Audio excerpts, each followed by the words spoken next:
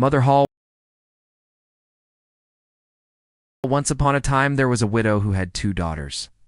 One of them was beautiful and industrious, the other ugly and lazy. The mother, however, loved the ugly and lazy one best because she was her own daughter, and so the other who was.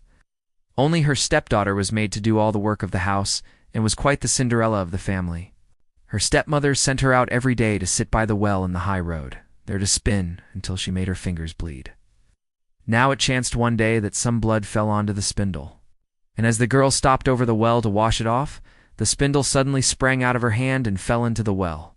She ran home crying to tell of her misfortune, but her stepmother spoke harshly to her, and after giving her a violent scolding, said unkindly, "As you have let the spindle fall into the well, you may go yourself and fetch it out."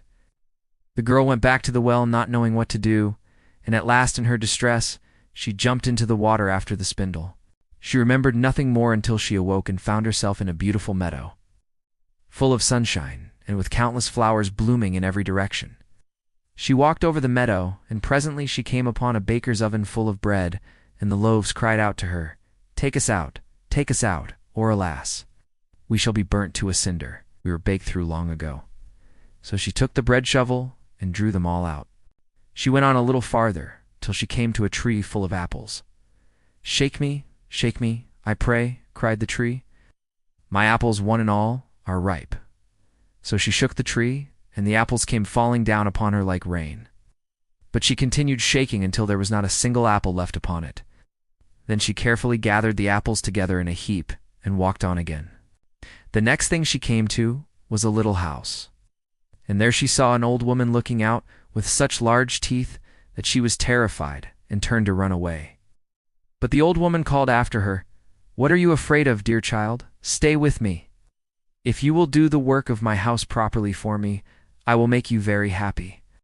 You must be very careful, however, to make my bed in the right way, for I wish you always to shake it thoroughly, so that the feathers fly about. Then they say down there in the world that it is snowing, for I am Mother Holle." The old woman spoke so kindly that the girl summoned up courage and agreed to enter into her service. Mother Holle. She took care to do everything according to the old woman's bidding, and every time she made the bed she shook it with all her might, so that the feathers flew about like so many snowflakes. The old woman was as good as her word. She never spoke angrily to her, and gave her roast and boiled meats every day. So she stayed on with Mother Holle for some time, and then she began to grow unhappy. She could not at first tell why she felt sad, but she became conscious at last of great longing to go home. Then she knew she was homesick, although she was 1,000 times better off with Mother Holle than with her mother and sister. After waiting a while, she went to Mother Holle and said, "I am so homesick that I cannot stay with you any longer, for although I am so happy here, I must return to my own people." Then Mother Holle said, "I am pleased that you should want to go back to your own people, and as you have served me so well and faithfully, I will take you home myself." Thereupon she led the girl by the hand up to a broad gateway. The gate was opened, and as the girl passed through, a shower of gold fell upon her, and the gold clung to her, so that she was covered with it from head to foot. "That is a reward for your industry," said Mother Holle, and as she spoke she handed her the spindle which she had dropped into the well. The gate was then closed, and the girl found herself back in the old world close to her mother's house. As she entered the courtyard, the cock, who was perched on the well, called out, "Cock dash a dash doodle dash do, ... your golden daughters come back to you." Then she went in to her mother and sister, and as she was so richly covered with gold, they gave her a warm welcome. She related to them all that had happened, and when the mother heard how she had come by her great riches, she thought she should like her ugly lazy daughter to go and try her fortune. So she made the sister go and sit by the well and spin, and the girl pricked her finger and thrust her hand into a thorn bush so that she might drop some blood onto the spindle. Then she threw it into the well and jumped in herself. Like her sister, she awoke in the beautiful meadow and walked over it till she came to the oven. Take us out, or alas, we shall be burnt to a cinder." "We were baked through long ago," cried the loaves as before. But the lazy girl answered, "Do you think I am going to dirty my hands for you?" and walked on.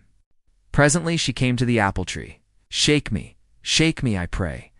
My apples, one and all, are ripe," it cried.